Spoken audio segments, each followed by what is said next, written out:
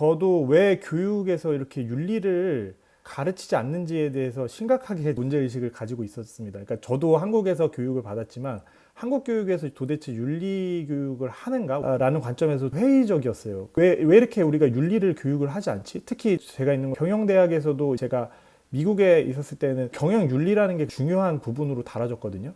근데 한국 경영대학에서는 경영윤리를 거의 가르치지를 않습니다. 제가 이제 연구하고 있는 분야는 마케팅인데 왜 윤리를 가르쳐야 됩니까? 라고 물어볼 때 자본주의 경영이나 마케팅에서 중요한 거는 고객과의 관계와 평판인 건데 뭐 성경적으로 우리가 이걸 이해해 보면은 사도 바울이 말하는 윤리적인 삶을 살아서 사람들에게 칭찬받고 좋은 관계를 맺어라라고 얘기를 많이 하거든요. 그것이 장로의 모습이고 그것이 집사의 모습이고 또 성도의 모습이고 이런 관계를 잘 맺을 수 있을 때 고객과 관계, 뭐 이해관계자와의 관계, 갑을 간의 관계 이게 잘 될 때 경영이 잘 되는 건데 그 기반이 되는 게 이제 윤리이잖아요.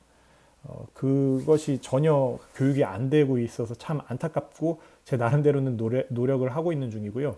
이 근본적인 원인이 무엇이냐라고 하면 결국에는 철학의 문제인데 유틸리테리아니즘 최대 다수의 최대 행복, 효율성과 효과성을 극대화하는 식의 이 경영학의 기본, 이 자본주의의 기본, 이 철학의 문제라고 생각이 들어요. 우리가 결국 믿고 있는 거죠. 우리가 효용주의를 믿고 있다. 이 극대화, 효율성 추구, 물질 중심적 접근, 유물론 이런 사고만 하고 있고 교회에서도 마찬가지라고 생각이 들고요.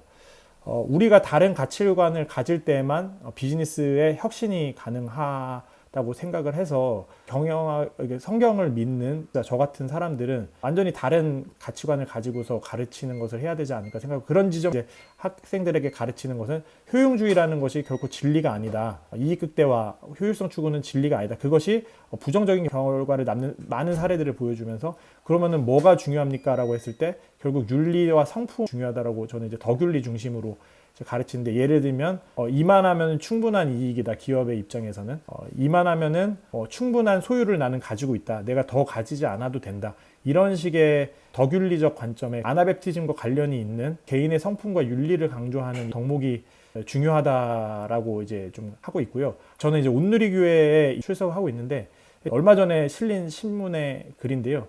자본주의는 왜 그저 탐욕에 관할 것일까? 기독교 세계관에 대한 특별호가 나왔습니다. 그래서 온누리교회 장로님이 좌파 세계관은 왜 매력적으로 보일까? 이런 내용을 이제 적으셨어요. 자본주의는 그저 탐욕에 대한 것일까? 이 글을 읽고서 깜짝 놀랐어요. 과연 기독교 세계관이라고 말하면서 자본주의에 대해서 비판적으로 이해를 하지 않는다는 게 도저히 이해가 되질 않거든요.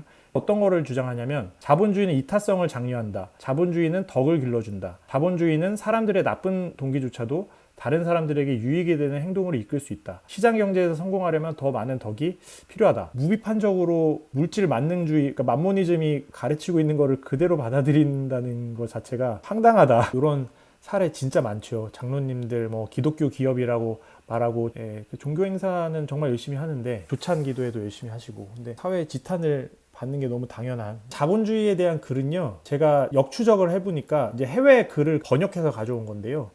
미국 보수주의 싱크탱크에 있는 경제학자가 쓴 글인데 내용 자체도 되게 오해를 해가지고 쓰신 글이에요. 저자의 취지에도 맞지 않고 번역돼서 들어오게 된 거더라고요. 온누리교회 청년부에 가서 하다 보면 정치적 성향과 경제적인 가치관들에 대해서 이야기할 때 비판적인 관점의 얘기는 극소수인 것 같아요. 아나베프티즘의 윤리나 이런 해석이 아니라 4세기부터 20세기까지 진행됐던 기독교를 기독교라고 이해하고 있기 때문에 근본적으로 생각하는 사람들은 큰 혼란을 겪는다고 생각을 하는데 교회를 떠난다는 얘기인데요. 교회를 떠나는 게 차라리 낫다. 차라리 교회가 망하는 게 낫다. 뭐 이런 관점인데요. 허도원 님이 이제 2020년 연구입니다. 그래서 청년 가나안 성도의 시민 윤리적 종교 정체성 연구인데요. 이분들이 대부분이 이제 주일학교를 다니고 어렸을 때 기독교 교육을 받았어요. 문제는 이제 이 기독교 교리는 잘 아는데 가끔 신앙적 갈등이 생기는 겁니다. 교회 내에서 받아들여지는 가치관들이 바람직하지 않은 것 같은데 왜 계속 이렇게 하지? 이 사람들이 사회 변화하면서 정체성 변화가 오고 혼란을 느끼는 겁니다.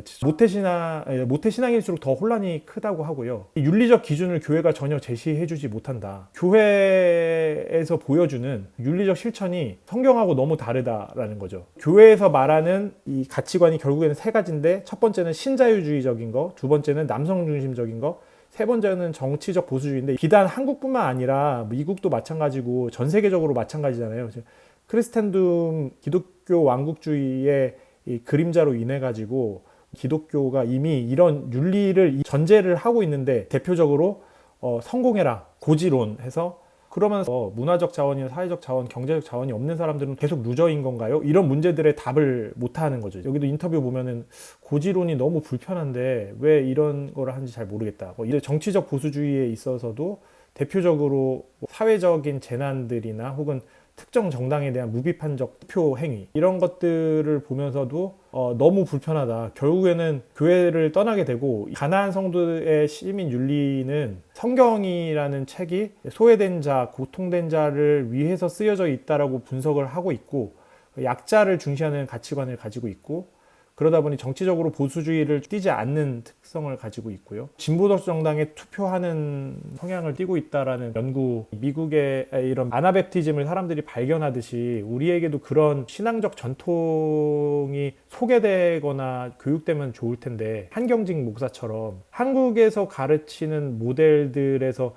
대안적 모델이 기독교 신앙 내에서 제시되고 있는지에 대해서 잘 모르겠다는 생각이 들었습니다.